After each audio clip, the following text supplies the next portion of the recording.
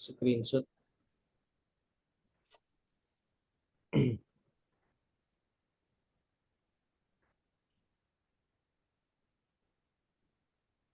Siapa Jenal?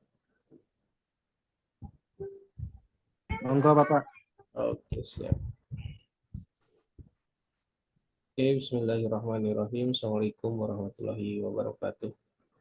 Waalaikumsalam warahmatullahi wabarakatuh.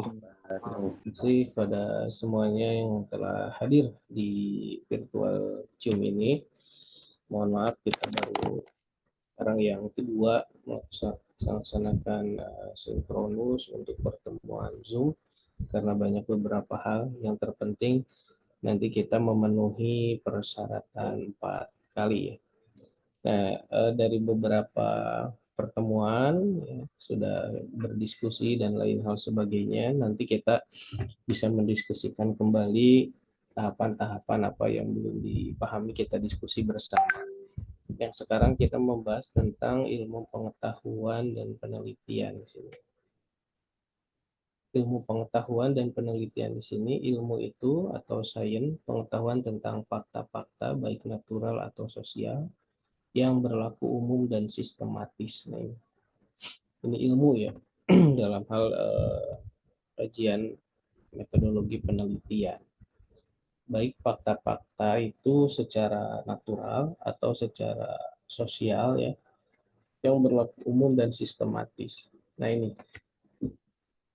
sistematis itu banyak paradigma-paradigma ilmu yang betul-betul harus kita pahami bersama, bahwa ilmu itu harus melalui beberapa tahapan. Ada yang dinamakan sistematis itu jadi seperti rukun lah itu ya. Nah itu, jadi tidak bisa seperti contoh gini ya, anak kecil itu sebetulnya dari anak usia dini atau sejak kecil itu mereka sudah berfilsafat, atau kita secara mendasarnya sudah berfilsafat gitu ya. Bagaimana kadang-kadang mempertanyakan Tuhan gitu ya, keberadaannya dan lain hal sebagainya. Namun itu belum dikatakan filsafat secara teori atau belum dikatakan berpikir secara kritis karena mereka belum tersistematis gitu ya, dalam hal menemukan jawaban atau datangnya pertanyaan itu sendiri. Nah itu. Nah di sini ilmu dan proses berpikir. Dua dua definisi dari ilmu ada sebagai berikut di sini. Ilmu adalah pengetahuan yang bersifat umum dan sistematis. Pengetahuan dari mana dapat disimpulkan dari dalil tertentu menurut kaidah-kaidah yang umum. Ilmu ialah pengetahuan yang sudah dicoba dan diatur menurut urutan dan arti serta menyeluruh dan sistematis. Jadi bersifat umum sistematis, pengetahuan yang dapat disimpulkan dari dalil menurut kaidah-kaidahnya. Jadi bisa dikatakan ilmu pengetahuan itu bersifatnya ilmiah kalau kita berbicara ilmiah. Kenapa? Karena didapatnya dengan sistematis, dengan dalil-dalil tertentu, dengan teori-teori yang yang dilakukan sehingga dari teori itu, dari dalil itu, dari aturan-aturan menemukan hal-hal sebuah kebenaran gitu ya, sebuah kebenaran. Nah, itu didapatnya dari ilmu. Jadi arti serta menyeluruh dan sistematis. Proses berpikir di sini kalau kita merefleksikan atau yang teratur menurut Kolainya, proses berpikir itu langkah-langkahnya nih sebagai berikut langkah-langkah.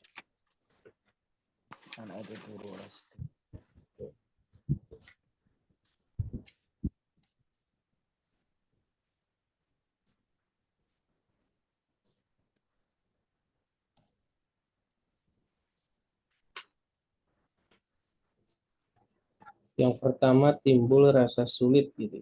Nah ini untuk proses berpikirnya ya, suatu refleksi dalam proses berpikir. Timbul rasa sulit. Jadi kalau dalam pembelajaran itu ada yang dinamakan problem solving atau pemecahan masalah atau mengidentifikasi masalah gitu ya. Jadi memecahkan masalah dulu di sini. Timbul rasa sulit. Kalau untuk tingkat dasarnya yaitu timbul rasa sulit ini muncul kepada diri kita itu tingkat curiosity. Seseorang akan menemukan sebuah ilmu pengetahuan itu jika dalam dirinya masih menimbulkan atau masih memiliki rasa curiosity-nya. Curiosity itu apa? Itu tingkat kepenasaran. Kita sebagai manusia selama hidup itu makhluk yang belajar, pembelajar sejati itu jangan sampai hilang tingkat curiosity kita. Kenapa? Karena kalau seseorang sudah menghilangkan tingkat kepenasarannya, tingkat curiosity-nya dihilangkan, maka jiwa pembelajarnya itu juga akan hilang. Kita masih belajar itu karena masih penasaran dalam segala sesuatu. Nah itu. Jadi tingkat curiosity itu harus betul-betul dipertahankan. Tingkat curiosity itu sebanding lurus dengan timbulnya rasa sulit. Maksudnya timbul rasa sulit itu jadi adanya kesulitan yang kita hadapi. Baik belum kita ketahui ataupun belum kita temukan atau belum kita alami. Nah ini. Jadi rasa sulit ini berbeda-beda ya. Bagaimana cara pandang kita melihat segala sesuatu atau permasalahan yang ada dalam diri kita. Timbul rasa sulit ini eh, cara berpikir kita bagaimana melihat masalah di depan kita. Nah, itu. Yang kedua, rasa sulit tersebut didefinisikan. Jadi kita menghadapi satu masalah, namun masalah ini, kesulitan ini, taruhlah kita ingin, ini kan kita PAI ya. Kalau saya ambil contohnya misalkan kita meneliti dengan judul metode belajar problem solving dan meningkatkan motivasi belajar siswa dengan menggunakan metode belajar problem solving. Nah itu problem solving. Itu contoh misal. Nah, untuk kita menimbulkan motivasi siswa itu, kita mencari beberapa definisi untuk keluar dari masalah itu. Jadi rasa sulit tersebut bisa didefinisikan itu, oh berarti ini kesulitan siswa itu dalam hal motivasi belajar. Nah, sehingga kita sebagai peneliti itu mencari atau sebagai pendidik itu mencari bagaimana kita mencari solusi supaya kesulitan itu bisa kita definisikan lalu kita bisa pecahkan. Yang sebenarnya itu yang mencari solusi itu sendiri. Yang selanjutnya yaitu mencari suatu pemecahan sementara. Nah itu tadi. Setelah sulit itu didefinisikan, kita mencari pemecahan masalah sementara. Pemecahan sementara ini kalau dalam hal metodologi penelitian itu dikatakan hipotesis. Hipotesis itu kesimpulan sementara ya. Kalau ini pemecahan itu bisa semacam apa ya, hampir sama dengan hipotesis gitu karena hanya sementara sifatnya gitu. Jadi masih bisa berubah. Jadi kita cari seperti apa atau bisa seperti kerangka berpikir. Nah itu. Jadi kita untuk memecahkan satu masalah itu kita buat kerangka berpikirnya dulu. Seperti apa kerangka berpikir yang ingin kita ketahui ke depannya dalam hal penelitian itu. Nah itu. Jadi masalahnya seperti apa? Nah, cari kerangka berpikirnya. Bagaimana menyelesaikan motivasi belajar siswa itu dengan metode problem solving itu bagaimana kerangkanya. Supaya hasilnya meningkat. Si anak itu bisa betul-betul termotivasi dalam pembelajaran PAI itu. Nah, itu salah satu. Yang selanjutnya itu menambah keterangan terhadap pemecahan masalah yang menuju kepada kepercayaan bahwa pemecahan tersebut adalah benar. Nah, ini ya.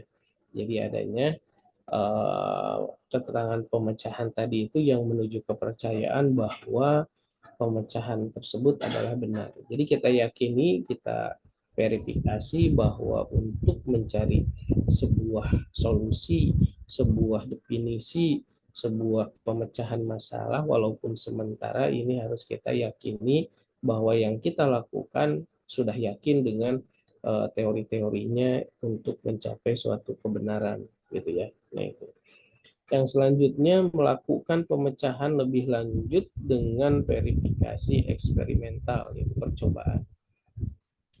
Setelah kita menentukan satu rumusan, satu formula atau satu metode atau tadi satu media atau satu apapun itu namanya, intinya dalam hal melakukan pemecahan masalah itu, maka setelah ditentukan lalu ada tahap selanjutnya yaitu verifikasi eksperimental. Itu tahap percobaan, di mana tahap percobaan ini tentu dengan berbagai teori yang harus kita lakukan gitu ya dalam metodologi penelitian. Ya.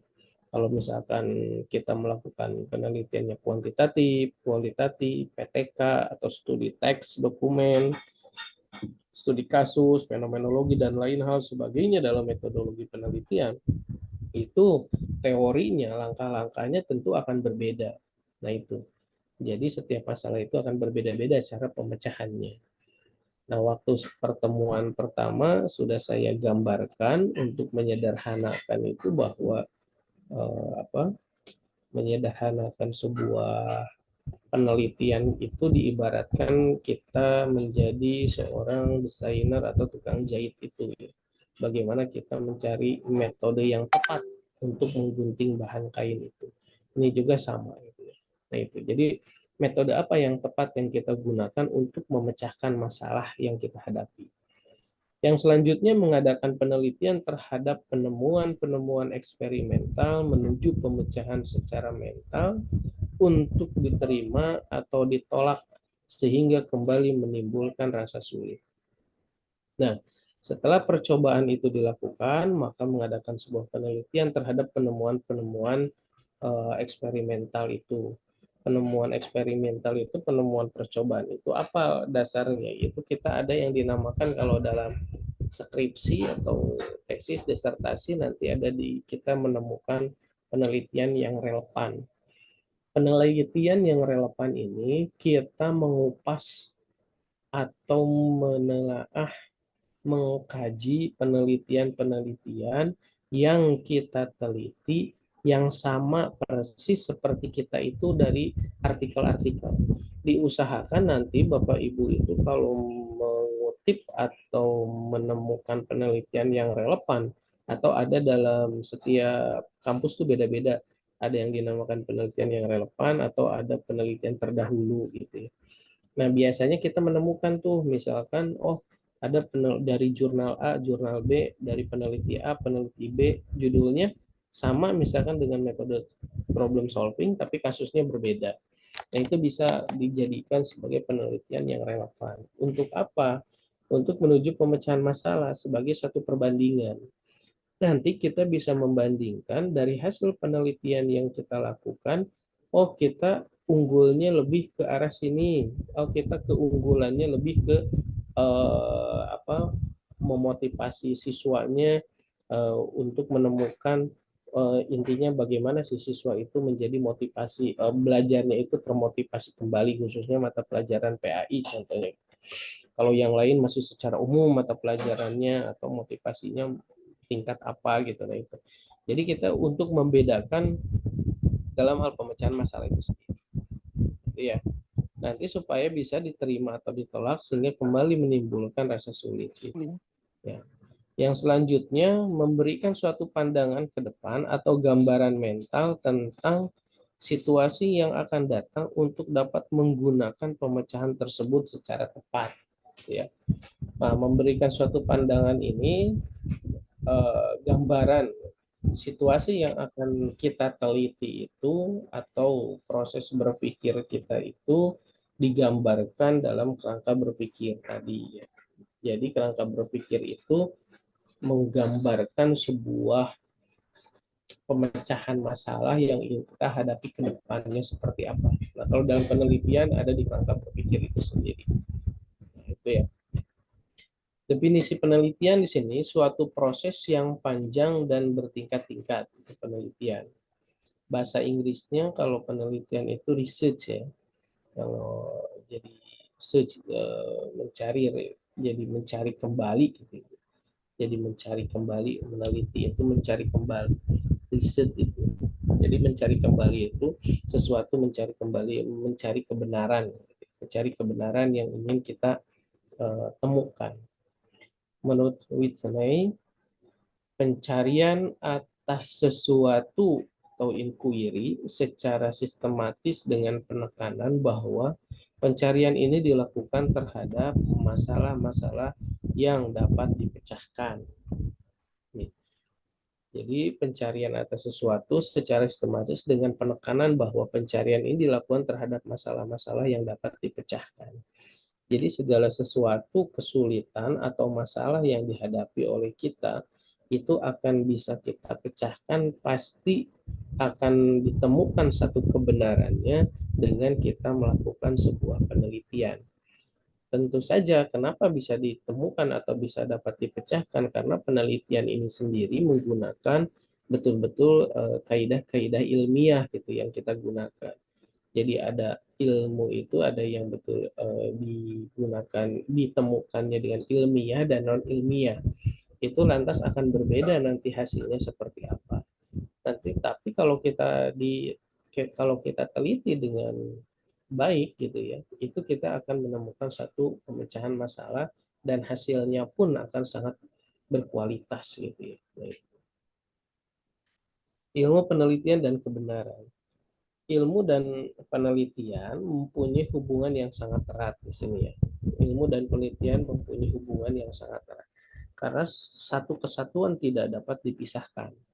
Ilmu dan penelitian. Seperti misalkan kalau zaman dulu itu kita awal-awal ilmu itu belum banyak terpecahkan. Maksudnya terpecahkan tuh misalkan kalau filsafat itu masih filsafat umum gitu. Kalau sekarang kan ada filsafat ilmu, filsafat eh, apa, eh, banyak filsafat komunikasi, filsafat pendidikan dan lain, filsafat pendidikan Islam dan lain sebagainya. Nah, itu dipecahkan-pecahkan itu berdasarkan ilmu dan penelitian. Jadi, oh ini perlunya dipecahkan nih, ada lebih ke spesifikasi itu, lebih kekhususan. Yaitu sehingga para ilmuwan itu banyak memecahkan mata pelajaran atau ilmu-ilmu yang bersifatnya tadinya umum menjadi kekhususan. Menurut Whitney di sini ilmu dan pengetahuan adalah proses ya. Sehingga ilmu dan penelitian adalah proses yang sama. Ini menurut Whitney. Jadi ilmu dan pengetahuan adalah sama-sama proses, sehingga ilmu dan penelitian adalah proses yang sama. Hasil dari proses tersebut adalah sebuah kebenaran, truth gitu ya. Nah ini satu yang kita cari dalam hal menemukan atau melakukan sebuah penelitian atau ingin mendapatkan ilmu, hasil akhirnya adalah pasti kita menemukan kebenaran, sebuah kebenaran. Nah ini. Jadi setelah kita melakukan penelitian ya, terus dengan sistematis ilmu yang kita miliki atau dengan ilmu-ilmu yang sudah kita pahami, sudah kita pelajari, maka hasil akhirnya yaitu kebenaran yang dihasilkan dari penelitian itu sendiri.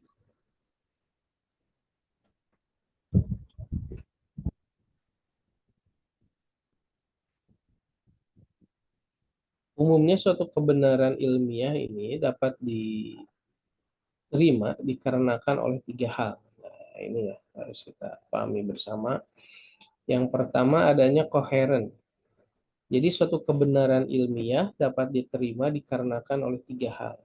Koheren ini sendiri. Yang pertama adanya koheren.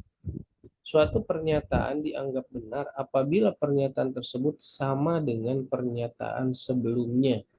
Nah, itu. Misal, si Badu akan mati. Dipercaya karena semua orang akan mati. Nah, ini adanya koheren.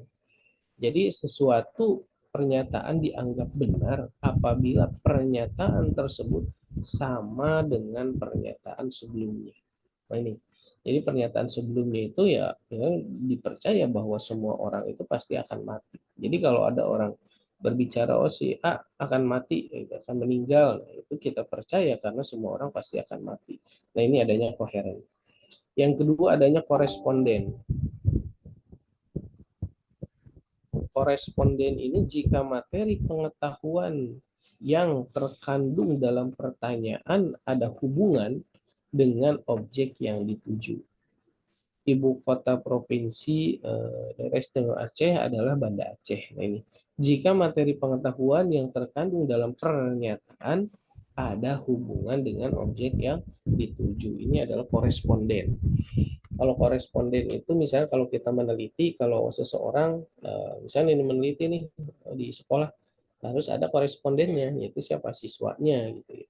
Jadi kita teliti siswanya berapa orang yang akan kita wawancara dan lain sebagainya.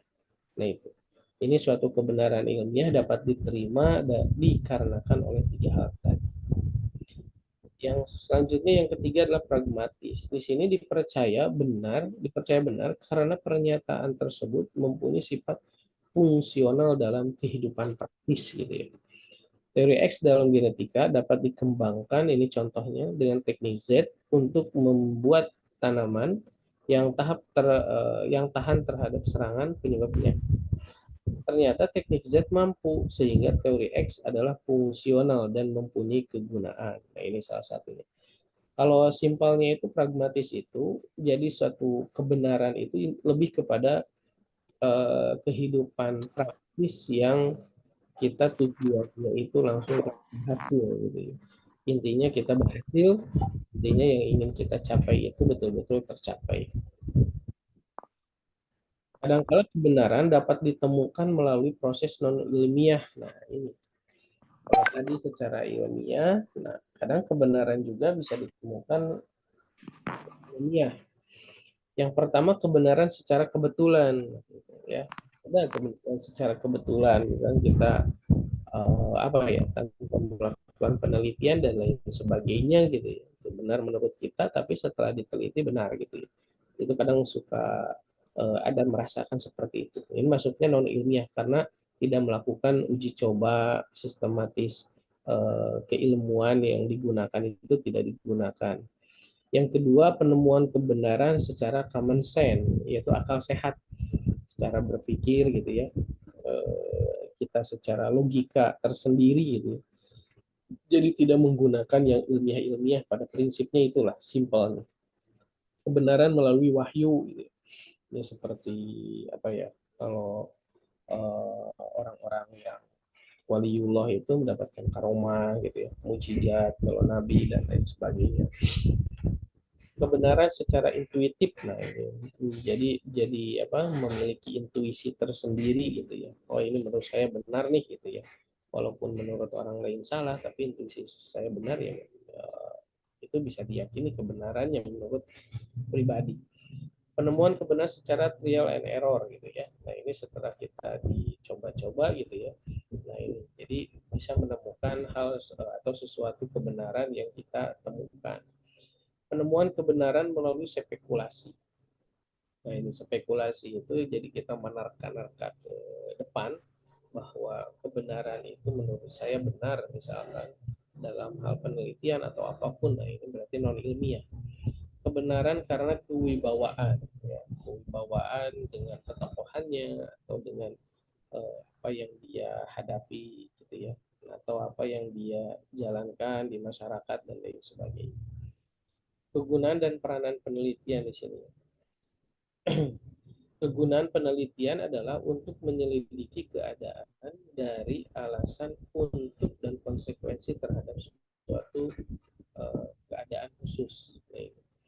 Jadi kegunaan penelitian di sini untuk menyelidiki keadaan atau alasan dan konsekuensi terhadap sesuatu keadaan khusus. Sesuatu itu kalau kita sedang meneliti pasti biasanya ada yang dinamakan satu rumusan masalah, tujuan, dan kegunaan. Jadi kegunaan penelitian kita itu apa? Nah itu harus jelas. biasanya kalau kegunaan itu terbagi dua, ada kegunaan secara praktis dan ada kegunaan secara teoritis dan ada kegunaan secara praktis. Secara teoritisnya apa? Jadi misalkan yang kita teliti itu ada kegunaan secara teoritisnya bahwa misalkan tadi dengan judul yang meningkatkan motivasi siswa dengan menggunakan metode problem solving gitu ya dalam mata kuliah PAI misalnya. Nah, kegunaan secara teoritisnya itu apa? Itu harus dijabarkan oleh kita. Itu sebuah narasi saja. Sebuah narasi misalkan dengan metode problem solving ini banyak siswa yang memiliki motivasi yang tinggi dalam meningkatkan atau memahami pembelajaran PAI contohnya itu. Kalau praktisnya apa? Praktisnya banyak. Misalkan praktisnya penelitian kita itu kegunaan praktisnya apa? Misalkan untuk siswa apa kegunaannya, manfaatnya gitu ya. Untuk guru apa manfaatnya? Untuk kepala sekolah apa manfaatnya? Untuk lembaga sekolah, untuk lembaga juga apa manfaatnya? Nah, itu harus kita jabarkan kalau secara praktisnya. Tapi yang betul-betul ini apa berkesinambungan dalam artian adanya keterkaitan satu sama lain. Jangan sampai kita melakukan apa membagi-bagi kegunaan secara praktisnya namun tidak ada kaitannya. Contoh tadi misalkan kita ngambil judul meningkatkan motivasi belajar siswa dengan menggunakan metode pembelajaran problem solving dalam mata pelajaran PAI misalnya. Tapi kegunaannya mohon maaf misalkan untuk buruh pabrik misalkan gitu apa dan lain sebagainya. Nah itu tidak nyambung. Yang kedua, keadaan tersebut dapat saja dikontrol melalui percobaan eksperimen ataupun berdasarkan observasi tanpa kontrol. Nah itu ya. Jadi pada prinsipnya sebuah kebenaran tetap harus betul-betul dilakukan melalui eksperimen, percobaan. Baik berdasarkan observasi secara terkontrol ataupun tanpa kontrol. Gitu. Nah, yang selanjutnya penelitian memegang peranan yang amat penting dalam memberikan fondasi terhadap tindak serta keputusan dalam segala aspek pembangunan. Di sini penelitiannya, peranan penelitian itu memegang peranan yang amat penting dalam memberikan fondasi terhadap tindak serta keputusan dalam segala aspek pembangunan. Nah, ini terima kasih. Maksudnya apa, Bapak Ibu? Bahwa satu-satu ke pemerintahan atau satu kebijakan yang ditanamkan atau diuji cobakan atau diterapkan di satu lembaga pendidikan atau satu komunitas masyarakat atau satu negara ya, itu tuh tidak asal-asalan. Contoh seperti di Indonesia ya, misalkan kita taruhlah apa ya, nah ini sedang ramai misalkan IKN atau apa, itu bukan dalam artian tanpa ujug-ujug gitu, tapi banyak hal-hal yang betul-betul diteliti sebelum melakukan sebuah kebijakan. Karena apa? Banyak para ahli untuk sebelum dimasukkan ke dalam regulasi undang-undang, nah hal atau sesuatu itu tuh diteliti dulu gitu. Nah itu contoh kecil gini. Dulu itu ada isu yang sederhana aja ya, dengan IKN. Contoh yang dulu itu ada isu bahwa rokok itu mau dinaikkan. Di Indonesia, rokok itu paling murah, Pak. Beda dengan yang lain. Kalau dirupiahkan di negara-negara yang lain itu ya di atas 100.000 ke atas gitu ya. Kalau di kita masih ada kan yang 20.000, yang 10.000 gitu ya. Kadang masih bisa eceran gitu ya dan lain-lain. Nah itu. Jadi masih masih masih murah. Nah, orang bea cukai atau pajak dengan orang yang kesehatan itu sudah klop, Pak. Bahwa rokok itu coba kita naikkan supaya banyak orang-orang yang tidak merokok, taruhlah itu. Kalau harganya dinaikkan, jadi orang-orang khususnya ini targetnya supaya banyak remaja itu tidak merokok ya. Supaya apa? Supaya tidak kebeli si rokok itu. Dan kalau dinaikkan juga untuk pemasukan pajaknya besar, di bea cukainya gitu ya. Dan kalau anak-anak remaja tidak merokok itu tingkat kesehatannya sangat tinggi. Nah, itu sudah diteliti. Tetapi ada lagi dari aspek sosial, nah itu ingin diberlakukan. Tetapi diteliti lagi dengan aspek sosial, ternyata apa aspek sosialnya? Kalau dikaji secara psikologi kriminalitas atau filsafat kriminologi gitu ya, kriminal, ternyata itu akan berdampak bahwa kalau orang yang sudah kecanduan, anak remaja tidak bisa membeli rokok atau tidak diberi uang oleh orang tuanya, maka yang dilakukan adalah dia akan mencuri, dia akan merampok dan lain hal sebagainya. Nah itu, sehingga ada kebijakan uh, untuk dinaikkan rokoknya sampai beberapa kali lipat itu tidak dijalankan karena banyak aspek negatif yang akan terjadi jika dilakukan. Nah itu, jadi segala sesuatu kebijakan di kenegaraan ini, khususnya di Indonesia, itu berdasarkan penelitian, kajian yang betul-betul memberikan fondasi yang sangat penting terhadap keputusan. Untuk apa? Untuk aspek pembangunan, gitu ya. Jadi ya kita husnudon aja, Pak. Segala sesuatunya itu ada staf ahlinya, gitu. Staf ahlinya dalam artian segala sesuatunya. Contoh kita misalkan nih, kalau di kampus, di provinsi Jawa Barat aja, misalnya saya di Jawa Barat di sini, itu kampus itu diberikan sebuah kontribusi oleh pemerintah itu untuk apa? Silakan meneliti sesuai bidangnya masing-masing.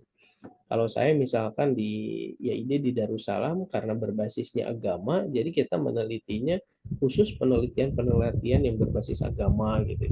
Beda lagi dengan ITB gitu ya. Beda lagi dengan IPB gitu ya. Jadi ada kekhususan masing-masing. Untuk apa? Nanti setiap kampus itu melakukan sebuah penelitian, setelah ada hasilnya maka diserahkan kepada stakeholder atau pemerintahan. Untuk apa? Untuk mengambil arah kebijakan yang betul-betul diterima atau manfaatnya itu betul-betul terasa oleh masyarakat. Nah itu mungkin Pak yang bisa kita sampaikan. Silakan untuk secara lebih jauhnya lebih baik kita diskusi di sini ya. Jika ada yang ditanyakan atau didiskusikan, saya persilakan.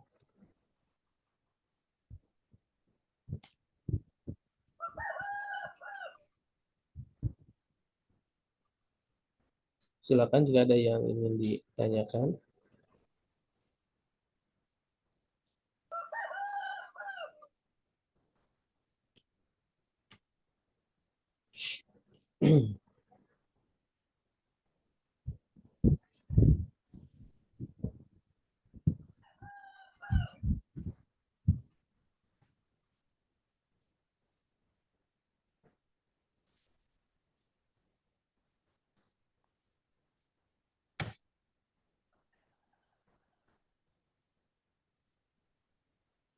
Sudah, apakah sudah cukup ini untuk pemahaman yang ini?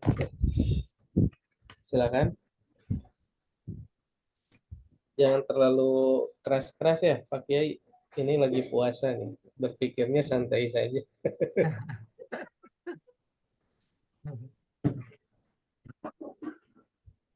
Pak Umri biasanya.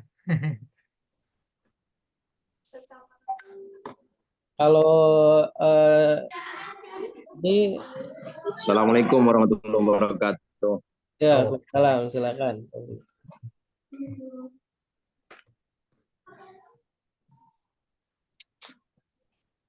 Silakan Pak Umri.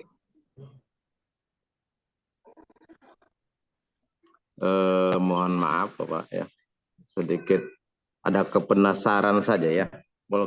Meskipun ini sepertinya agak-agak meleset dikit, tapi sesuai dengan apa ya namanya suasananya itu.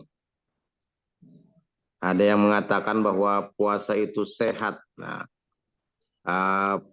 kira-kira pernah mendengar sebuah penelitian atau bagaimana? Nah, yang berhubungan dengan kata-kata puasa itu sehat. Nah, seperti itu.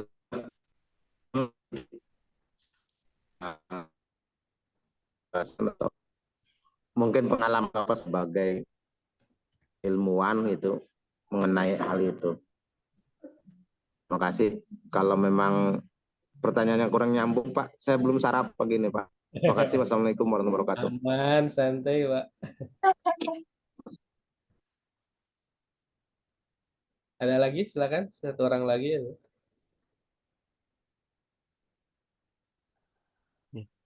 Assalamualaikum warahmatullahi wabarakatuh. Waalaikumsalam Ya, warahmatullahi.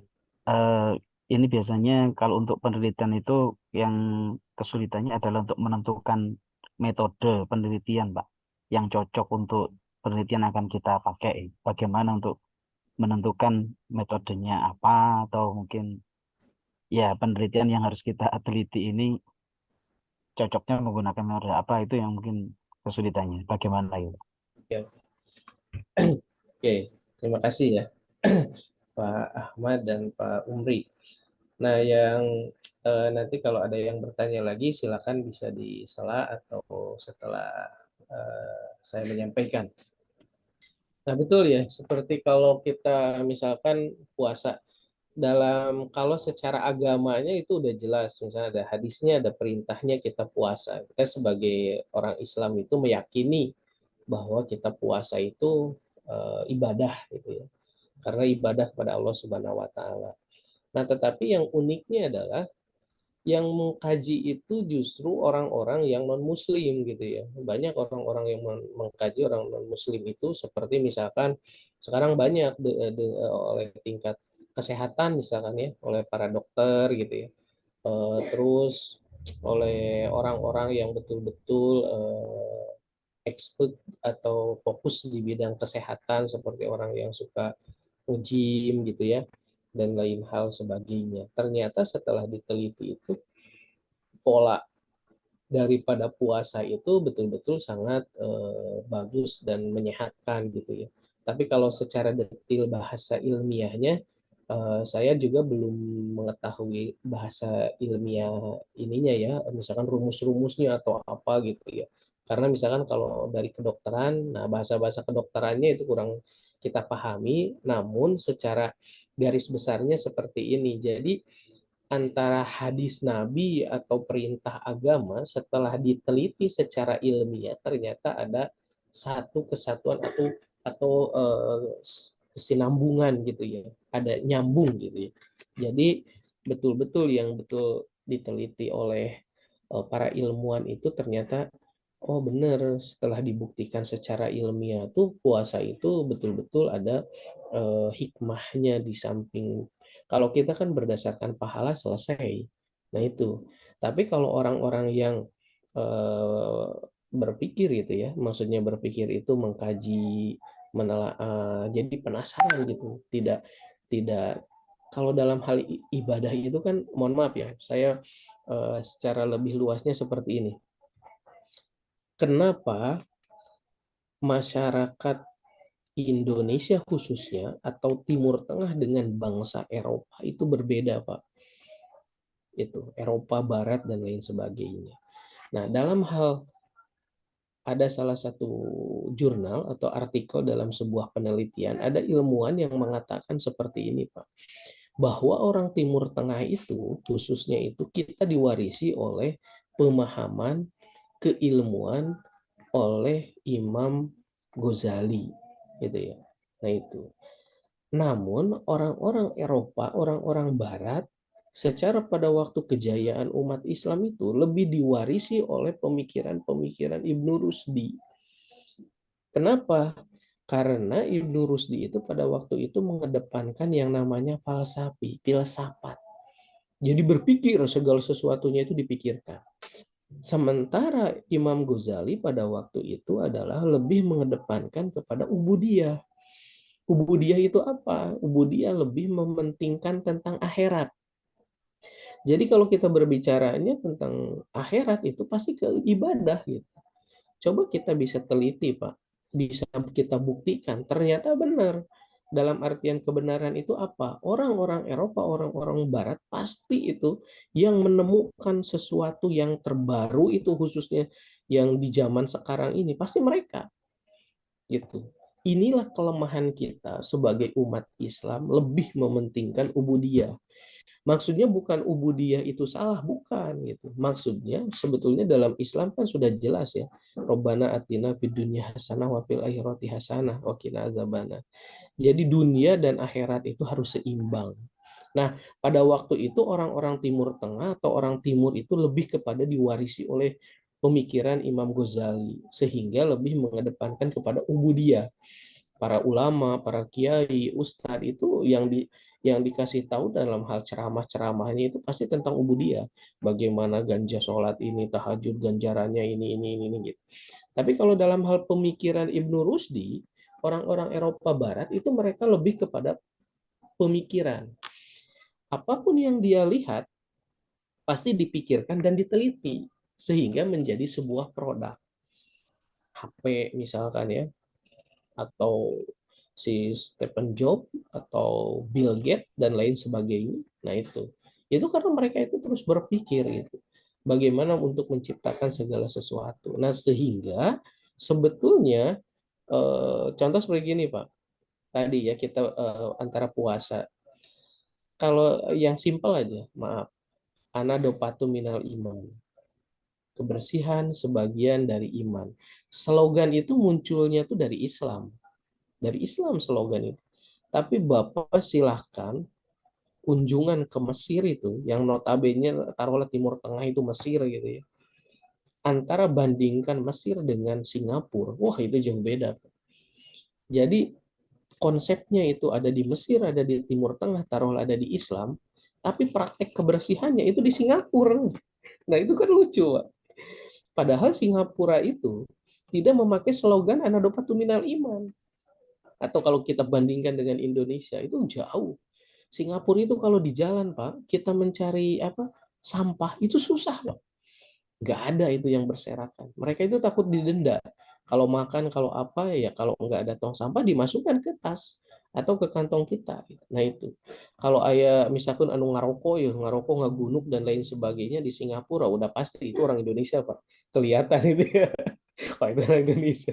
Tapi ada khusus Pak gitu ya. Enggak apa ya, muncik sunama atau di mana wae gitu. Jadi enggak berserakan. Nah itu.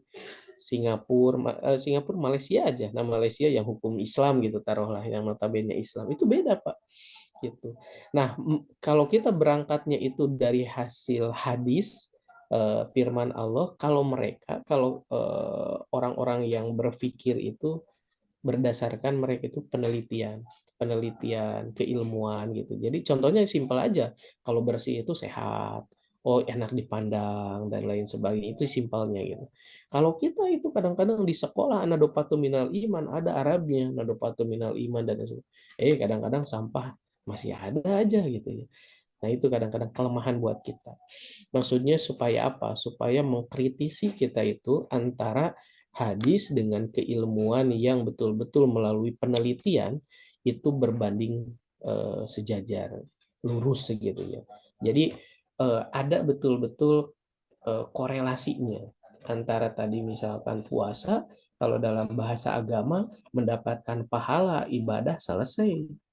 Tapi kalau diteliti secara lebih lanjut, ternyata hikmah daripada puasa dampaknya itu sangat besar. Dari kesehatan, dari psikologi, dari falsafinya, filsafatnya. Nah, itu banyak gitu. Puasa itu betul-betul ya.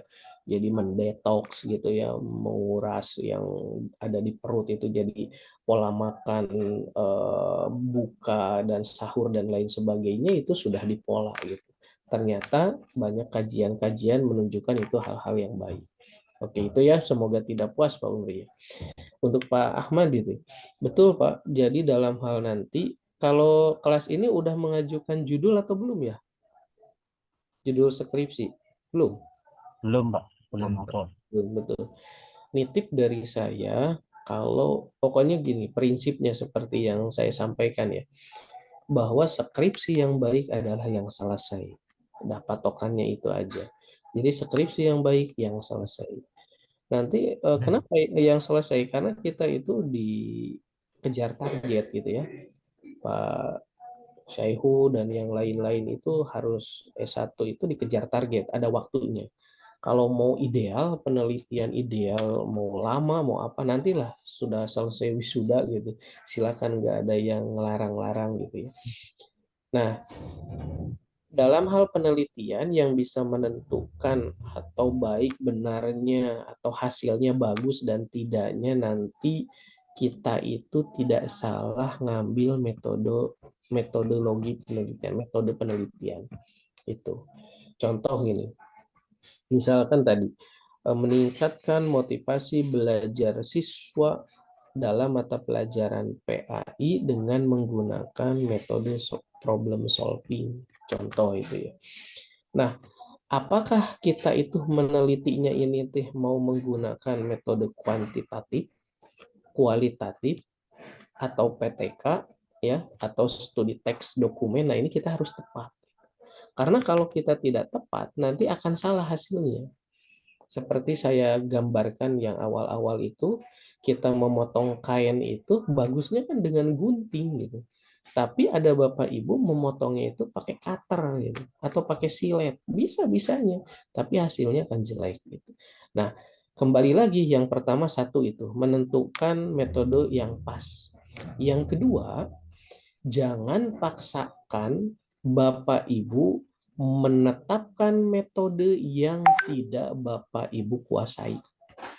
Nah, itu kuncinya, Pak.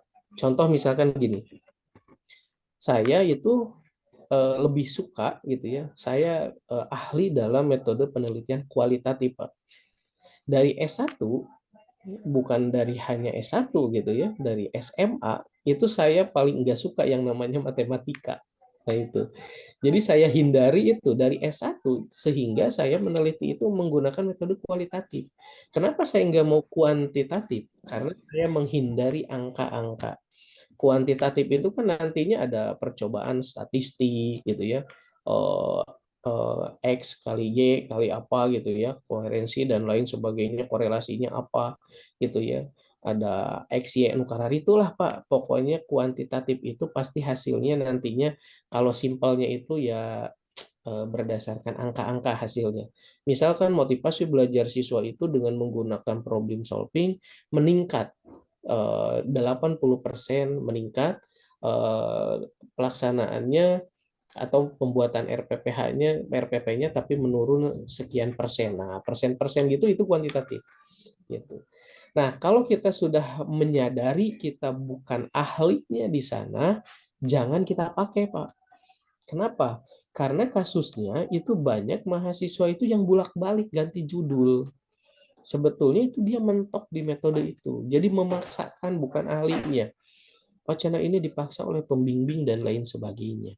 Kalau kita dengan pembimbing, cobalah diskusi, Pak. Oh, kita nih sukanya kualitatif nih. Kita arahkan aja ke sana, Pak. Bagaimana judulnya kita minta masukan supaya bisa kualitatif. Nah, maksudnya ke sana, Pak. Itu. Jadi jangan dipaksakan gitu, jangan itu. Jadi kita cari judulnya yang betul-betul yang sesuai dengan kemampuan kita. Pokoknya hindari gitu. Kita kelebihannya apa nih? Maaf, di sini kan banyak para kiai nih. Kalau para Pak Kiai kan biasanya ceramah nih ya, misalkan ceramah dan lain sebagainya, atau yang aktif di organisasi, guru dan wah itu kan pasnya itu kan kualitatif. Jadi memetakan hasilnya, menerangkan nanti skripsinya itu lebih luas. Beda dengan yang bukan penceramah atau tidak biasa ngajar misal gitu ya. Kalau kuantitatif itu berdasarkan angka saja gitu. Oh ini motivasi belajar siswa meningkat 80%. Oh ini meningkat sekian persen. Oh ini gurunya meningkat belajarnya sekian persen. Selesai gitu. Tidak menarik. Tapi ada kelebihan, ada kekurangannya Pak. Itu pasti ada kelebihan kekurangannya. Contoh kalau penelitian kualitatif itu cepat di mana? Cepat di lapangan, tapi lama di meja ya, lama di meja. Kalau kuantitatif sebaliknya, di meja bisa cepat ya, di lapangan lama gitu. Nah, itu. sebaliknya. Maksudnya apa? Kalau kualitatif itu kita misalkan cepat di lapangannya, nyari data-data misalkan ya tentang buku apa-apa, kita cepat.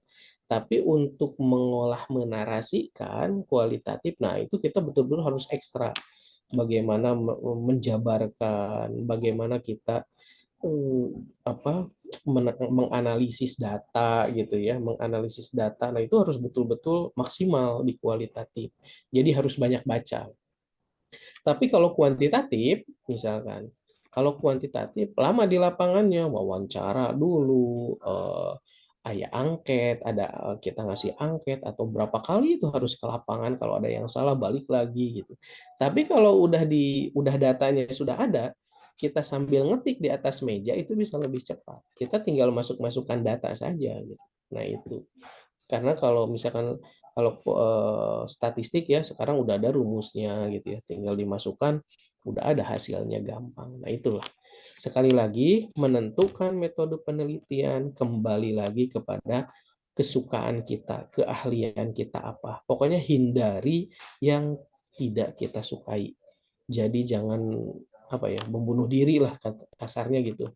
Banyak yang dipaksakan tapi akhir-akhirnya di tengah-tengah mentok, Pak. Nah, itu yang harus kita hindari.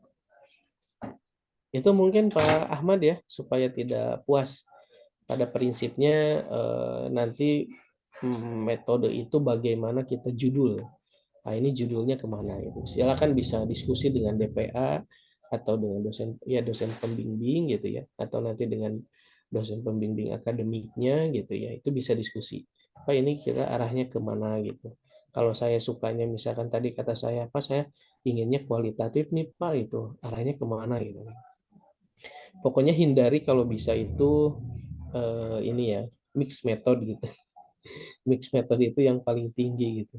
Maksudnya apa? Mix method itu adalah dalam satu penelitian kita menggabungkan dua metode, yaitu metode kualitatif dan metode kuantitatif.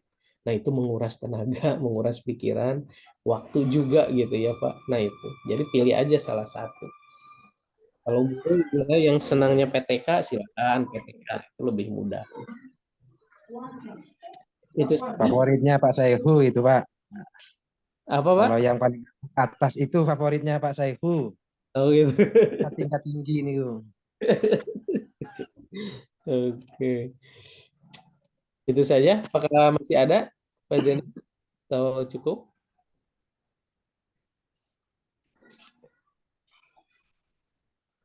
Kalau tidak ada lagi, kita tutup saja ya. Jangan Iya, lupa Pak. absennya, absensinya ya. Saya selalu mengingatkan maksimal jam 12 itu karena pernah kejadian ternyata bukan saya aja ya, semua dosen kelewat hari jadinya di aplikasi jadi di aplikasi jadi beda jadwal gitu gara-gara telat ngasih absen gitu ya. Tapi ya alhamdulillahnya bukan saya aja gitu. Yang lain sama. Ya, makanya sekarang mohon saling mengingatkan kerjasamanya semuanya. Kalau PG-nya absensi, silakan supaya diisi secepatnya. Sekali lagi terima kasih buat semuanya. Mohon maaf atas segala kekurangannya. Silakan kita diskusi bersama.